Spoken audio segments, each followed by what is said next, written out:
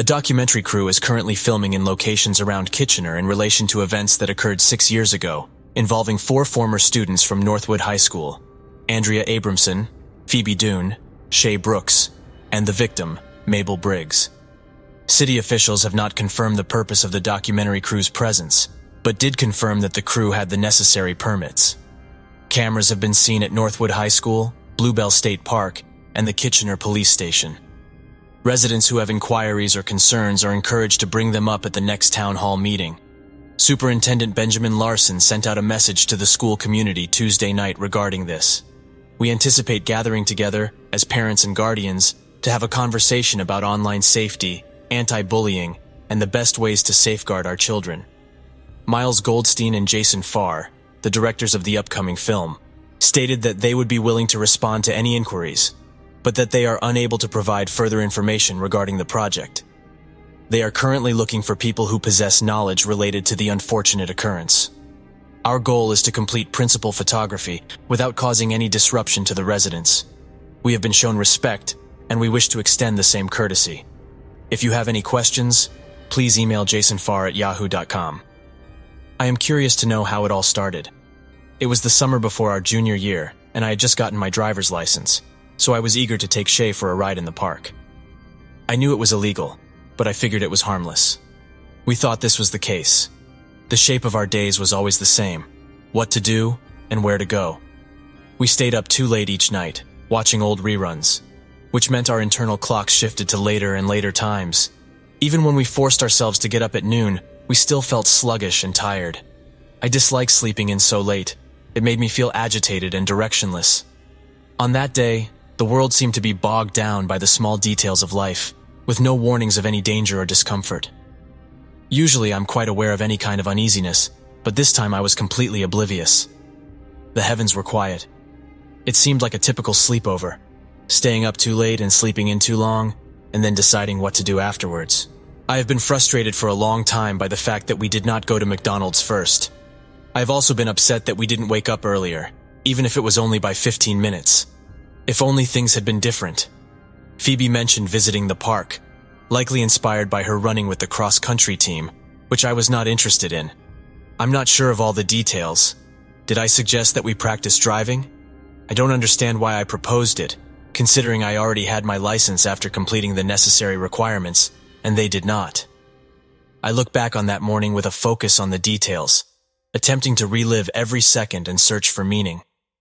But this only causes me anguish, to think that life can be so clearly divided into two halves, the before and after. Despite the sweltering heat, Shaye and Phoebe were standing under the shady canopy of trees in the park. Shaye, who was always grumbling about the weather, asked Phoebe incredulously how she could possibly go for a run in such muggy conditions. Phoebe said that it wasn't too bad to arrive early. She said that as long as they got to their destination before 9 o'clock, it was all good. She then pointed to the Bluebell Loop and said that they should begin there and then turn back at the 3-mile mark. Shaye wondered if it circled around. Shaye was met with a grin from her coach when she mentioned the 9-mile run. Coach told her they needed to build up to it, and if all went well, it would be achievable by August. It would likely be very hot then, but Shaye was determined to make it happen. It was time for me to shift the conversation. I had no interest in discussing running. I wasn't sure why Shaye was so passionate about the topic. Suddenly feeling a sharp pain, I quickly swiped the back of my neck. Shaye wiped away the tears that had caused her mascara to smudge, giving her an edgy appearance. She looked down at the black smudges on her hands and made an exasperated face. 3 more weeks, she said plaintively. Phoebe tried to soothe me with her reassurance, but it only made me more frustrated. We were all aware of Shaye's yearly pilgrimage to Irvine. Her disparaging remarks about Ohio were becoming tiresome. I wasn't necessarily sentimental about Kitchener, but it was home. It was where I had grown up. In all honesty, Irvine felt intimidating. The place was full of attractive, popular people, and its sunny climate, beaches, and mild weather made it seem perfect. On the other hand, Kitchener was like the average, slightly awkward kid. It had its imperfections, such as icy winters, humidity, and unpredictable spring weather. Despite this, Kitchener was a good-hearted place. I wondered if Irvine had a soul like Kitchener did. Shaye asked, "Are you going to back out, Phoebes? Let's do this." Phoebe seemed apprehensive. Are you also going to do it? No, I'm not going to the mall with you, sweetie. This is something you have to do on your own. I know you wanted to go to the mall, but this is all you. Phoebe and I looked at each other. Shaye suggested that they could still go to the mall, her voice filled with hope. I was determined not to use my hard-earned babysitting money to purchase unnecessary items at the mall, so I searched my pockets for loose change to buy a pretzel. I threw my keys to my friend Phoebe before entering the mall. I told her not to worry as there was no one around. Despite my urging, Phoebe remained hesitant, anxious that park rangers would be able to detect her lack of a driver's license. Finally relenting, she got in the driver's seat, and Shaye and I couldn't help but laugh at how tense she was, her knuckles white from how tightly she was gripping the steering wheel. I instructed her to push the seat back, which caused us to giggle even more as she struggled to locate the lever. It was situated directly beneath her. The seat moved back with a jolt, causing Shaye to yelp out in surprise. I quickly gave Phoebe a brief lesson on the proper signals and how to check her mirrors, while Shaye pretended to doze off. Eventually, our laughter turned into a quiet calm as we drove along Bluebell Loop. After a while, Shaye remarked to Andi, "This air conditioning is terrible. Can you turn it up a bit?" "I'm sure you'll be all right," I said with a hint of sarcasm. She jumped up in surprise, her finger barely missing Phoebe's face as she exclaimed, "What if a deer ran out just now?" She leaned forward, pointing in the direction of the imagined animal. Phoebe slammed on the brakes in a sudden, reflexive reaction to the sudden appearance of a deer. I felt my seatbelt tighten against me, and I was bewildered. "What the hell? Where did the deer go?" Shaye's apologetic laughter filled the car, and I shot her an angry glare. "You can't do that to a new driver, Shaye!" I exclaimed. I apologized for my mistake. Phoebe moved cautiously towards us, her slow progress an indication that we were closing in on the fabled slapping tree. The tree that produces slapping sounds when leaves are rustled in the wind. It's like our way back home. Look at the large tree right there. We must give it a slap in order to start our journey back. Shaye asked if I wanted her to step out and give it a hard hit. She offered to hit it with significant force. Phoebe said sternly, "You can only slap it if you run, not if you drive." Shaye remarked, "If we were running, we would be going much faster." "Ha ha," I chuckled. "But seriously, Phoebe, try to pick up the pace a bit." We sat in silence until finally, our journey came full circle as we returned to the circular drive where we had begun. Once they had pulled into the parking lot, Shaye let out a long, exasperated sigh and exclaimed, "It felt like that took forever." Phoebe, who was always willing to help, accepted the suggestion. She realized she should have been quicker. "What were you doing? Going at a speed of 5 miles per hour? Is that right?" I suggested that we should practice parking now. Shaye groaned in frustration, wishing that she could end the moment quickly. She needs to master the technique of parallel parking in order to be able to obtain her driver's license. Phoebe asked me if it was all right if we went around again. I knew that I should practice at a faster pace. I let out a heavy sigh. I had no choice but to accept the situation. Shaye urged Phoebe to go. Phoebe accelerated, gradually increasing her speed until Shaye exclaimed in excitement, "Oh yeah, baby! Can you get us up to 35 miles per hour?" I warned Phoebe not to listen, but I wasn't worried. I was used to being the mature one of our group. Phoebe had a smirk on her face and her eyes glittered with enthusiasm. Shaye kept trying to get a reaction from her. "Hoo-hoo!" she shouted. "Come on, everybody! Let's make some noise!" She bent down to get a better look at the speedometer. 40 miles per hour? She couldn't believe it. She began to do a small jig in her seat with excitement. I cautioned Phoebe to slow down as we approached the curve. It was almost as if this scene was straight out of a horror movie. There was a figure standing on the edge of the road. My heart leapt into my throat and I shouted for Phoebe to stop. She slammed her foot on the brakes and my seatbelt tightened, immobilizing me like a straitjacket. Phoebe brought the car to a stop, her chest heaving with her labored breath. Her hand shook as she placed it over her heart. "I apologize for my foolish behavior." "Yes, you were right," and I agreed. Shaye, with a mischievous look on her face, spoke up from the back seat. "Apart from nearly running that girl over, that was pretty amazing."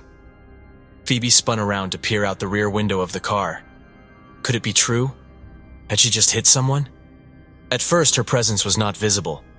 Phoebe asked Shaye hesitantly, "Are you sure this is the right direction? Do you think I should drive back a bit?" I gestured excitedly toward the small figure, seated with their back against the tree line. They were intact and unharmed, not sprawled out on the road in a crumpled mess. "There she is," I said. Shaye remarked that she appeared to be in good health. Phoebe shook her head, and I knew I had to apologize to her. Shaye insisted that she was doing well, and that they should just go. "Oh, Shaye, your advice was so wise." However, I, foolish and stubborn, could not bring myself to follow it.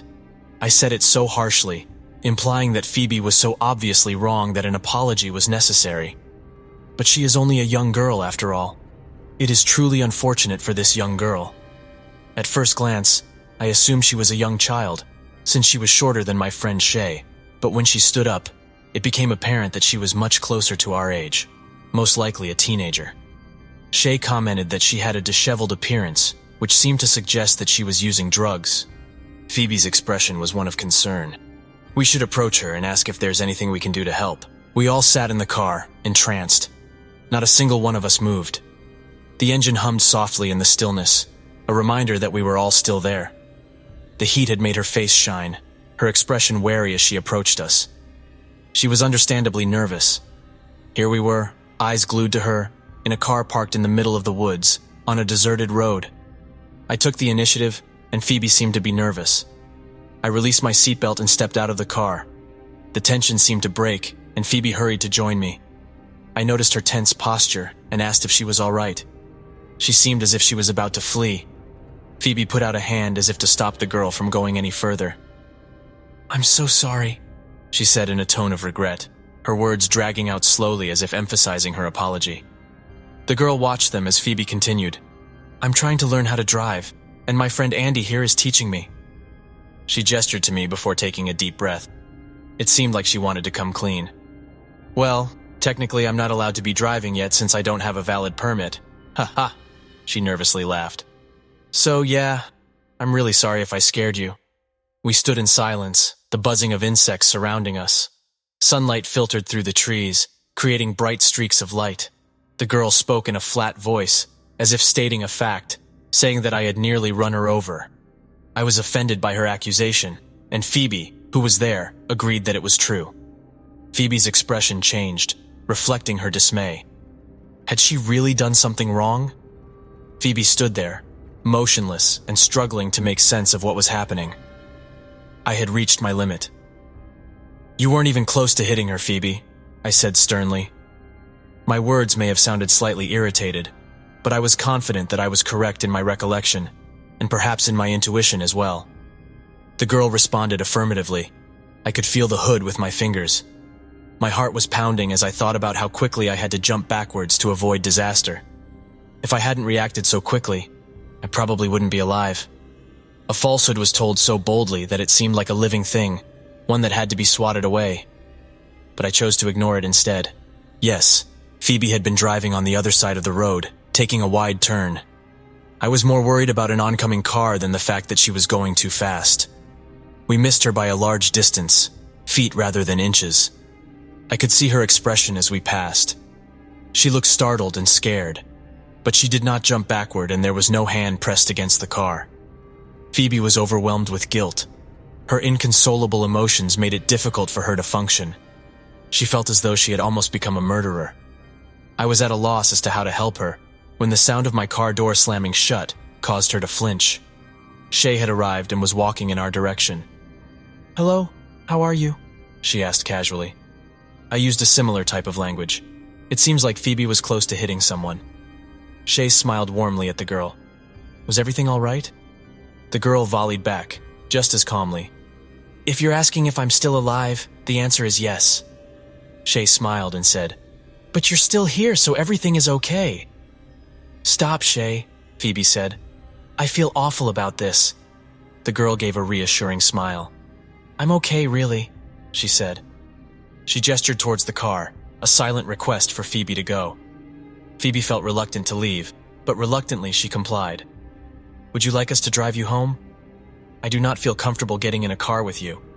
"No, not me," Phoebe said, laughing. "Andi can take you instead. She has her driver's license, I swear it on my life. Plus, she's a really good driver. I don't need a ride because I live close by. What is your name?" "My name is Phoebe." Mabel spoke somewhat reluctantly, she said. I could see Phoebe's face light up as she obtained a name. Shaye and I greeted the person politely, despite the situation of an alleged hit and run. Shaye offered to drive me home since they weren't doing anything else. It's no big deal. Mabel appeared to be thinking it over, but then Phoebe decided to take a risk.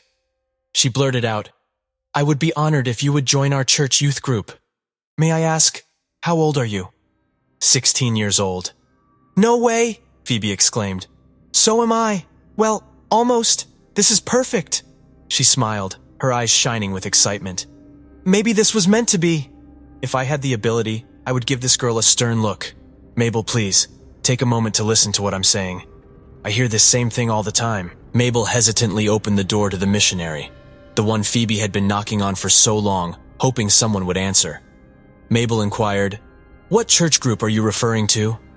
Phoebe opened the door wide with a burst of enthusiasm, exclaiming, "Oh, it's super fun! We meet up every Wednesday evening and do lots of fun activities on the weekends. Our church is located on Red Rook, about a mile away from Main Street." She looked to me for confirmation, but I only gave a half shrug in response. "I can offer to drive you there. My mom would be happy to take you. You'd love Jeff too. He's our youth pastor and he's hilarious." She finished off with an indulgent smile, her forehead glistening with sweat.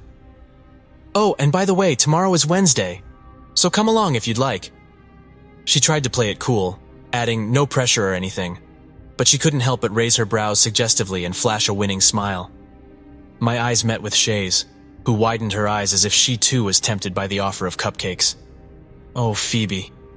She couldn't help but get involved with anyone who crossed her path, a trait she inherited from her mother. The repairman, the ice cream man, the teacher's aide, they all became the object of her affections. Phoebe asked hesitantly, "Should I write down my number or the address of the church for you?" "No, I can handle it," Mabel said. "Are you certain?" "I have a good recollection, so I may be able to attend. I'll need to take a look at my schedule before I can make a definite decision." Phoebe tried to break the tension by saying no pressure again, but it only seemed to make the silence that followed more awkward. Shaye extended a warm invitation for me to join her at youth night, but I could detect a hint of insincerity in her voice. She only attended youth night occasionally, and only if she had checked out who would be there. Phoebe leaned in to hug Mabel, but when she saw the panicked look on Mabel's face, Phoebe stopped herself. After apologizing profusely, they managed to leave the situation. I was so excited to talk to Shaye later that night and share a good laugh about the failed hug attempt. We all had a great appreciation for Phoebe. She was truly the best person we had ever met. But when she offered us cupcakes as a bribe, we simply could not resist. When the car pulled away, Mabel gradually became a small dot in the rearview mirror. I felt certain that our paths would never cross again. Shaye sang in her own unique style, "Ting tang walla bing bang." After that, she exclaimed, "Liar! You were not planning on making cupcakes." Phoebe had a faint look on her face. In a mild tone, she said, "I had been considering it." Shaye exclaimed, "Liar!" Following that, she declared, "Get thee behind me, Satan." We both burst out laughing, as if it were a reflex whenever Shaye said something outrageous. Although Phoebe's intentions were good, as the saying goes, good intentions can often lead to hell.